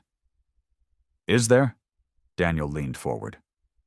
"Because from where I'm sitting, it looks the same as Rebecca did. Taking Lily away and telling her it was for her own good, making decisions about her life without asking her what she wanted." The words landed like a fist to the chest. Marcus opened his mouth, then closed it again. "I'm not like Rebecca," he said finally, quiet. "I know you're not," Daniel said, softer now. "But disappearing because you think it protects us, that's not protection, Marcus. That's just leaving with better reasons attached to it. Lily doesn't need you gone. She needs you here so she can watch you face whatever's coming instead of running from it." Marcus looked at Lily, who was watching him over the rim of her mug, both hands wrapped around it for warmth. "Sweetheart," he said, I've spent my whole life making sure people I care about don't get hurt because of choices I made a long time ago. Sometimes that means staying away. Lily set her mug down carefully. You didn't stay away from me, she said. You found me behind that diner and you didn't leave. You could have called somebody else. You could have let the doctors handle it and gone back to your motorcycle club. But you stayed every single day until I wasn't scared anymore.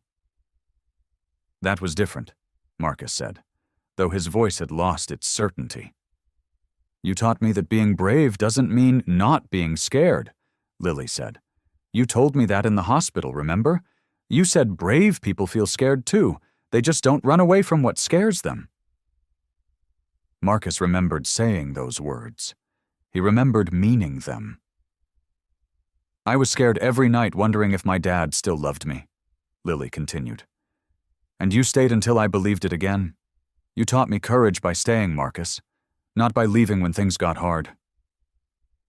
The kitchen was silent, except for the hum of the refrigerator and the soft tick of the clock above the stove. Marcus looked down at his hands, the same hands that had pulled a scared little girl out from behind a dumpster weeks ago, the same hands that had held Daniel's shoulder the day father and daughter were finally reunited. He thought about all the years he'd spent believing that leaving was the same as loving someone enough to keep them safe. He thought about every goodbye note he'd ever written, every town he'd left behind before anyone could get too close.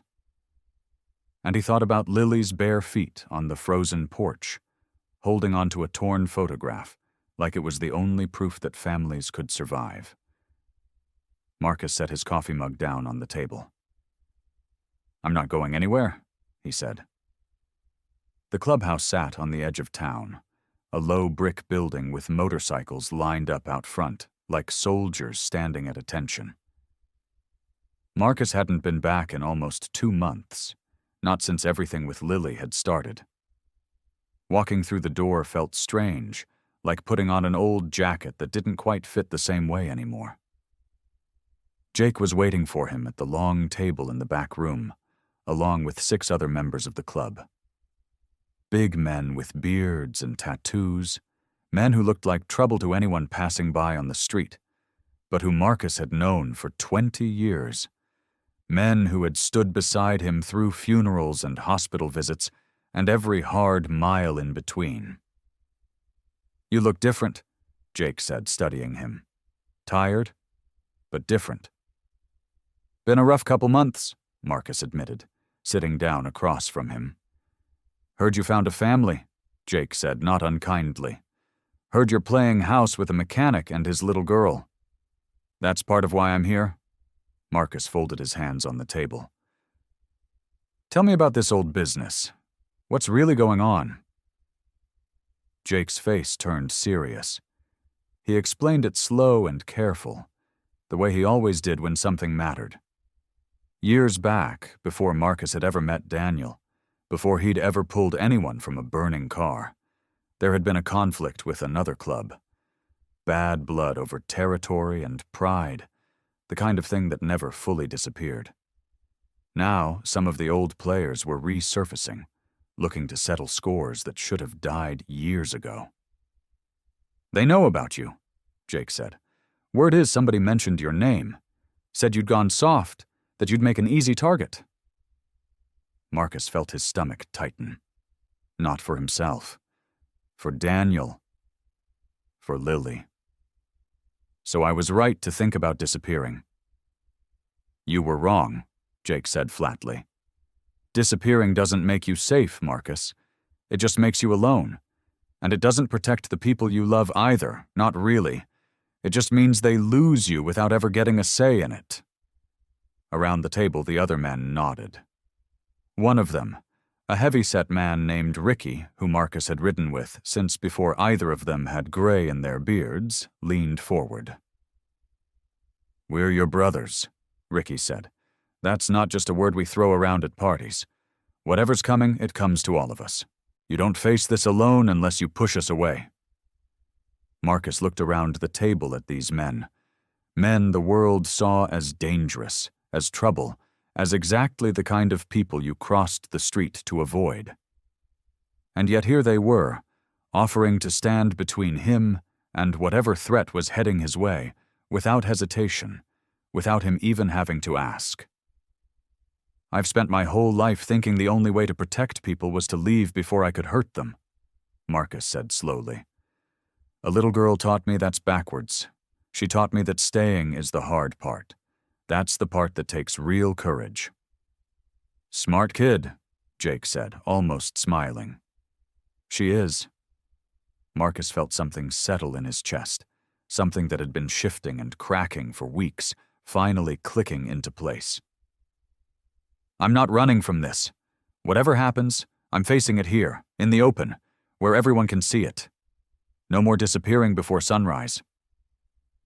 Jake studied him for a long moment, then nodded once, like that was exactly the answer he'd been waiting to hear. Then we'll be right beside you.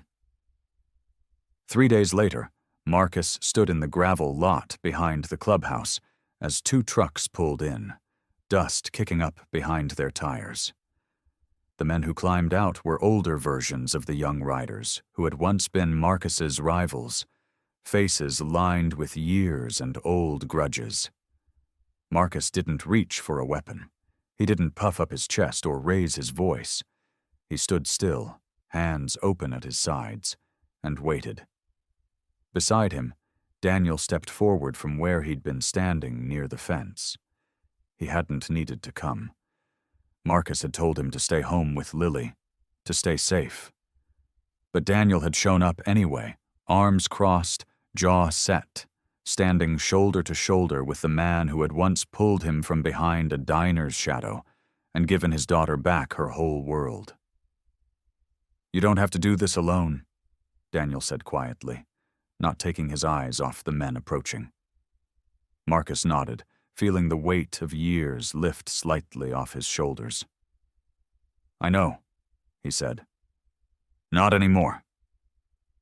The man who climbed out of the first truck was tall and thin, with a gray ponytail and a leather vest covered in patches that told the story of a hard life. Marcus recognized him after a moment. Frank DeLuca. They had been young and stupid together once, on opposite sides of a fight that neither of them fully remembered starting. Frank's eyes swept over the clubhouse, over Jake and Ricky and the others standing near the door, over Daniel standing close to Marcus like he belonged there. Then his eyes landed on Marcus, and something hard settled into his face. Dalton, Frank said, been a long time. It has, Marcus said. His voice was calm. Steady. You came a long way for something that happened before some of these men were even born. Some debts don't have an expiration date. Frank crossed his arms. Behind him, 3 more men climbed out of the trucks, quiet and watchful. You took something from us. My brother never walked right again after that night. Spent the rest of his life in pain because of you. Marcus felt the old guilt rise up in his chest, familiar as an old scar. He remembered that night. Remembered the fight that had gotten out of hand, the way things had spiraled faster than anyone could stop. He had never forgotten Frank's brother's face. You're right, Marcus said. I never should have let it get that far. I've carried that a long time, Frank. I'm not going to pretend I haven't. Frank blinked, clearly not expecting that answer. He had probably come ready for a fight, ready for Marcus to puff up and posture the way men like them had been taught to do their whole lives. Instead, Marcus stood with his hands open, his shoulders relaxed, looking Frank straight in the eye. I'm not the same man I was back then, Marcus continued. I've spent the last few months learning something I wish I'd learned 20 years ago. Fighting doesn't fix anything. It just makes more scars to carry. Pretty words, Frank said, though his voice had lost some of its edge.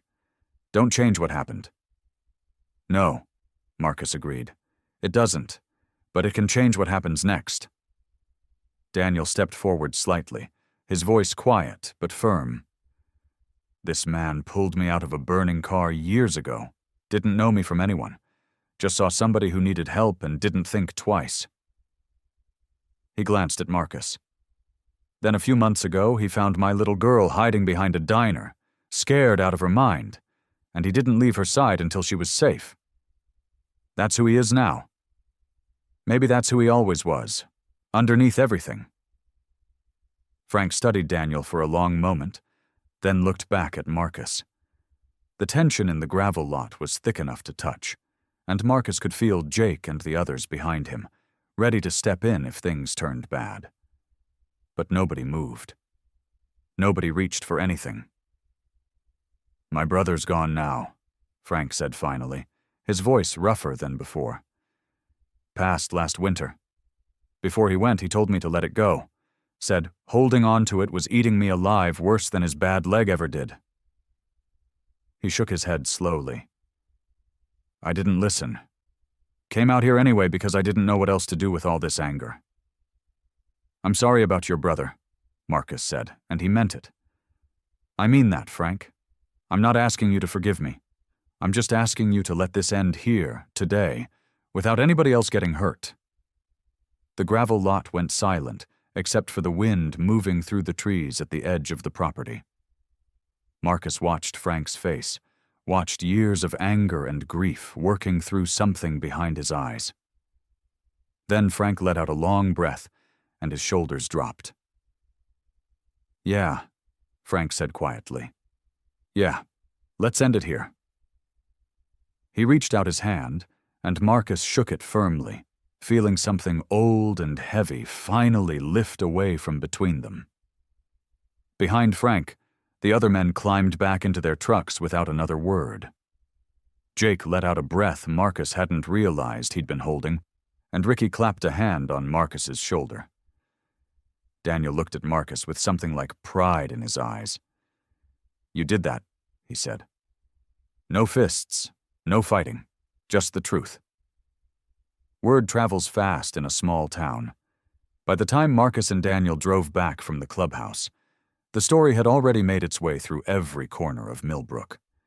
It started with Sarah Mitchell, who could not stay quiet about what she had seen at the hospital all those weeks ago. Then it spread to Officer Emily Carter, who filed her final report on Rebecca Collins and made sure the truth was written down plain and clear for anyone who wanted to read it. From there it moved through the diner on Main Street, through the church on Sunday morning, through the line at the grocery store where people stood waiting to check out. The man in the leather vest, the one with the tattoos and the gray beard, the one folks used to cross the street to avoid. He was the one who saved that little girl. Marcus did not know any of this was happening until Saturday afternoon, when he pulled his motorcycle up outside Daniel's new auto shop and found the parking lot full of people. He almost turned around. His first thought was that something had gone wrong. His second thought, the old one, the one that had lived in him for years, was that a crowd like this could only mean trouble for a man like him. But then he saw Lily standing at the front of the group, waving both arms over her head like she was trying to flag down an airplane. "Marcus! Marcus, come here!" He parked slow and climbed off his bike, and the crowd parted just enough to let him through. He recognized faces. The woman from the pharmacy who used to watch him with narrow eyes whenever he walked in. The man who ran the hardware store, who had once told Daniel, right in front of Marcus, that he ought to be careful about the company he kept. The school principal, 2 of the town council members. Old Mrs. Whitfield, who had lived on Daniel's street for 30 years and had called the police the first time she saw Marcus's motorcycle parked in the driveway. They were all standing there, and none of them looked afraid. "We heard what you did," Mrs. Whitfield said, stepping forward first. Her voice shook a little, but her eyes were steady. "For Lily, for Daniel, all of it." She twisted her hands together. "I judged you the first time I saw you, Mr. Dalton. I'm ashamed of that now." Marcus did not know what to say. He had spent so many years expecting the worst from people, bracing himself for the sideways looks and the whispered comments, That kindness like this felt almost like a language he had forgotten how to understand. "You don't owe me an apology," he said finally. "Yes, I do," she said. "We all do." The hardware store owner stepped up next, sticking out his hand. "Name's Walt. Guess we never got properly introduced." His grip was firm. "Anything you ever need from my shop, it's yours, on the house." One by one they came forward. Some shook his hand. Some just nodded, quiet and respectful, the way people do when they are trying to make up for something without quite knowing how. A young mother brought her son forward, a boy no older than 7, and told him this was the man who saved little Lily Harper. And the boy looked up at Marcus with wide, amazed eyes, like he was looking at somebody out of a storybook. Marcus felt his throat tighten. He was not a man who cried easily. He had spent 45 years building walls so thick that most people could not see past his leather vest and his tattoos to whatever was underneath. But standing in that parking lot, surrounded by people who had once feared him and now looked at him like he belonged, something in his chest cracked open. Lily pushed through the crowd and wrapped her arms around his waist, burying her face against him. "See?" she said, looking up at him. "I told everybody. I told them you were the good kind of scary." Daniel came up beside them, resting a hand on Marcus's shoulder, and for a long moment nobody said anything at all. They just stood together in the afternoon sun, while the whole town watched a man who had spent his life being misunderstood finally get seen for exactly who he was. 3 months passed, and Millbrook settled back into its normal rhythm, though nothing about Marcus's life felt normal anymore. Not in a bad way. In a way he was still learning how to trust. The auto shop sat on the corner of 5th and Maple, in a building that used to be an old tire store before Daniel bought it cheap and fixed it up with his own 2 hands. Marcus had helped him pour the new concrete floor and rewire half the lighting. The sign out front was hand-painted, the letters a little crooked because Daniel had insisted on doing it himself. Harper and Dalton Repairs. Everyone deserves a second chance. Marcus had argued against putting his name on the sign. He told Daniel it did not feel right, that Daniel had done all the real work, that Marcus was just the guy who showed up sometimes to hand him wrenches. Daniel had looked at him steady and said, "You showed up when it mattered. That's what family does. Your name goes on the sign." That had been the end of the argument. Lily started back at school in September, wearing a purple backpack Daniel had bought her the week before, her hair braided the way she liked it, 2 neat ropes down her back. The first morning had been hard. She stood at the bus stop, gripping her father's hand so tight her knuckles went white. And for a second it looked like she might not be able to make herself let go. Marcus had been there that morning too, leaning against his motorcycle a few feet away, not saying much, just present. When Lily looked over at him, he gave her a small nod. "You got this, kid," he said. "And if anybody gives you trouble, you tell them the Hell's Angel who fixes engines down on 5th Street is your friend. See how fast they leave you alone." Lily had laughed, a real laugh, and that had been enough to loosen her grip on Daniel's hand. She climbed onto the bus with her shoulders a little straighter, and Marcus stood there next to Daniel, both of them watching until the bus turned the corner and disappeared. "She's going to be okay," Daniel said, more to himself than to Marcus. "She's going to be better than okay," Marcus said. "She's got people in her corner now." That became the shape of things. Lily went to school in the mornings, and most afternoons she came straight to the shop instead of an empty house, because Daniel worked late some days and did not like the idea of her being alone. She would sit on an overturned bucket near the workbench doing her homework, math problems balanced on her knee, while Marcus and Daniel worked on whatever car had rolled in that day. Marcus taught her the names of tools, without meaning to teach her anything at all. She just picked them up from listening, socket wrench, torque wrench, oil filter. By October, she could hand Daniel the right tool before he even finished asking for it, and she wore the streak of grease on her cheek like a badge of honor. Some evenings, Marcus stayed for dinner. Daniel was not much of a cook, so it was usually something simple, spaghetti or grilled cheese sandwiches, but Lily insisted on setting 3 plates every time, no matter what. 3, she would say, counting them out loud like it was the most important number in the world. 1 for me, 1 for Daddy, 1 for Marcus. Nobody ever told her to do that. She just did. On the nights Marcus stayed late enough that the sky went dark, he would ride home slow along the quiet streets of Millbrook, past the church and the diner and the grocery store, past all the places where people used to look at him with suspicion and now waved instead.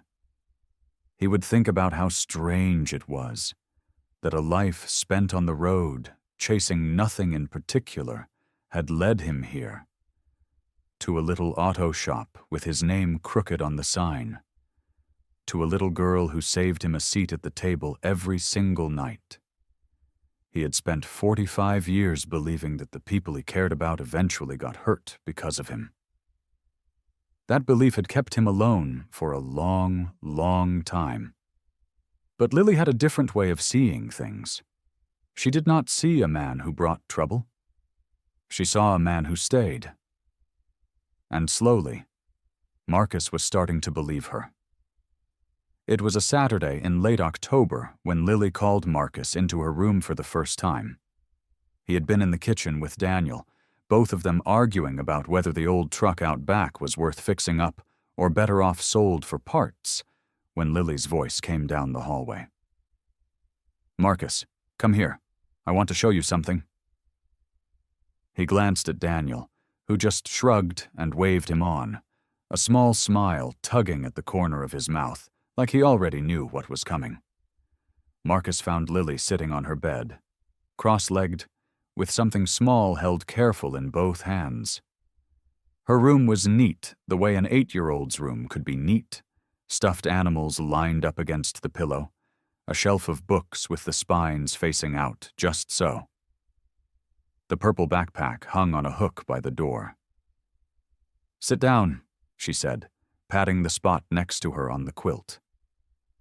Marcus lowered himself onto the edge of the bed, careful, the way a big man learns to be careful around small things. The mattress dipped under his weight. Lily held out the photograph. He knew it right away. The edges were torn and soft from being folded and unfolded so many times, the colors a little faded, but he would have known it anywhere. It was the same photograph she had been clutching that night behind the abandoned diner, the one she held onto like it was the only solid thing left in the whole world. "You still have that?" Marcus said quietly. "I kept it the whole time." Lily traced her finger along the torn edge, gentle, like she was afraid it might tear more. "Even when Rebecca said bad things, even when I was scared. I looked at this every night." Marcus looked closer. It was a picture of Daniel, younger, laughing, holding a baby Lily up over his head in a backyard somewhere, sunlight catching them both. "Why'd you keep it?" he asked, though he thought he already knew the answer. Lily was quiet for a second, working the words out the way kids do when they are trying to explain something too big for easy sentences.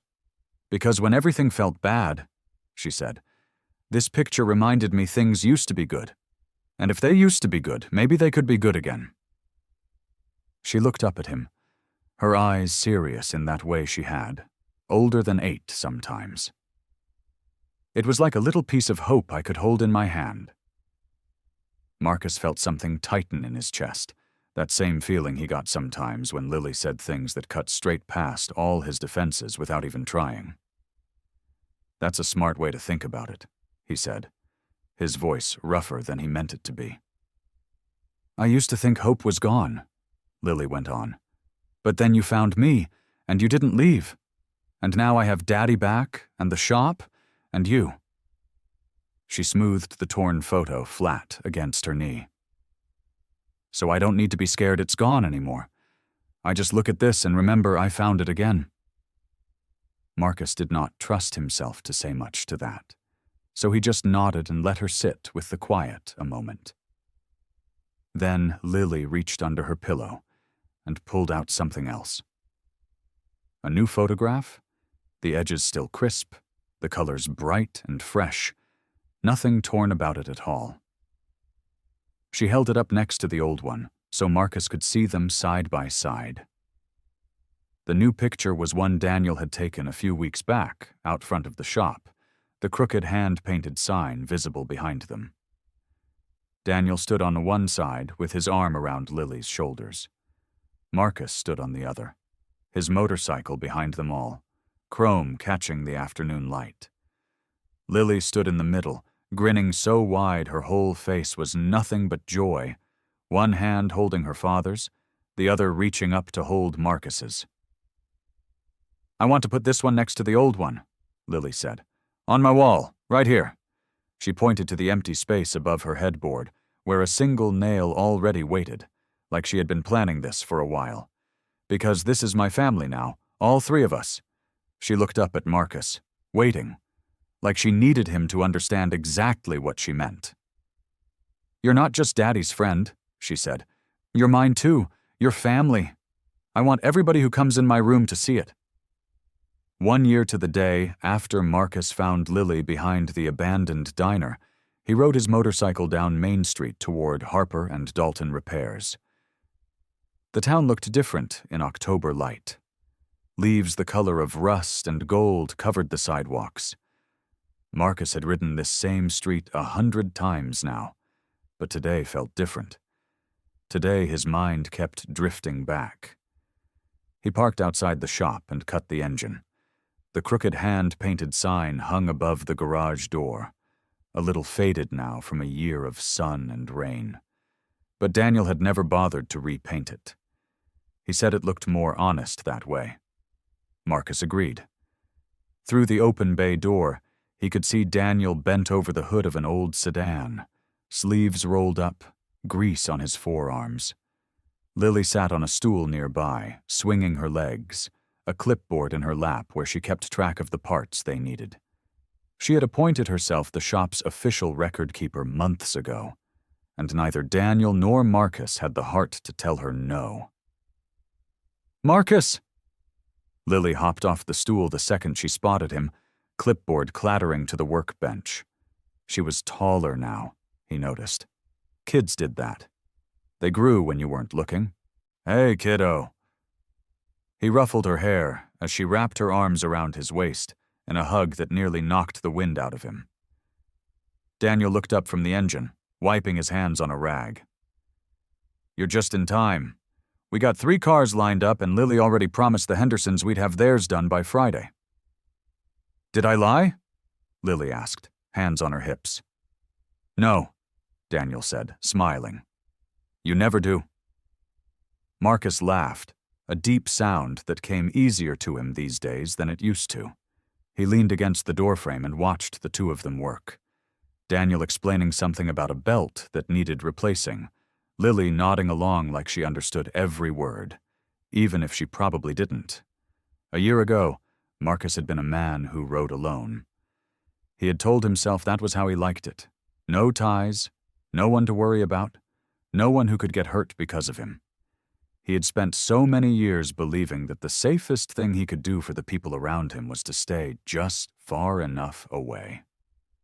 Then, a scared little girl had grabbed his jacket behind a rundown diner and whispered 5 words that changed everything. Please don't call my dad. He had not known, standing there in the dark with her small hand fisted in his leather vest, that those words would lead him here. To this shop, to this family, to a life he never thought a man like him deserved. Lily had taught him something he never learned in all his years on the road, through all his losses and all his hard living. She taught him that being strong did not mean carrying everything alone. Sometimes the strongest thing a person could do was let someone else in. You gonna help or just stand there looking tough? Daniel called out, grinning. I'm supervising, Marcus said. Sure you are. Daniel tossed him a rag anyway, and Marcus caught it out of the air and got to work. They spent the afternoon like that, the three of them, hands busy, voices easy, the radio playing low in the background. When the sun started dipping low and the shop grew quiet, Marcus said his goodbyes, promising to be back tomorrow the way he always did. Lily walked him out to his motorcycle, same as she did every time. Where you headed? She asked. Just gonna take the long way home, Marcus said. Down the old highway. Lily nodded like she understood, even though he hadn't told her which highway he meant. Maybe she did understand. She was smart that way. He swung his leg over the bike and started the engine, the familiar rumble filling the quiet evening air. Lily lifted her hand and waved, and Marcus waved back before pulling out onto the road. The highway stretched out ahead of him, empty and golden in the fading light. He rode past the turn where the trees grew thick, past the old fence line, until he came to the abandoned diner, still standing crooked and forgotten at the edge of the road. Marcus slowed the bike and stopped. He sat there a long moment, engine idling, looking at the dumpster where he had once found a frightened little girl clutching a torn photograph, like it was the only hope she had left. I hope you like this story. Please share what's your favorite part of the story, and where in the world you are watching from. Have a wonderful day.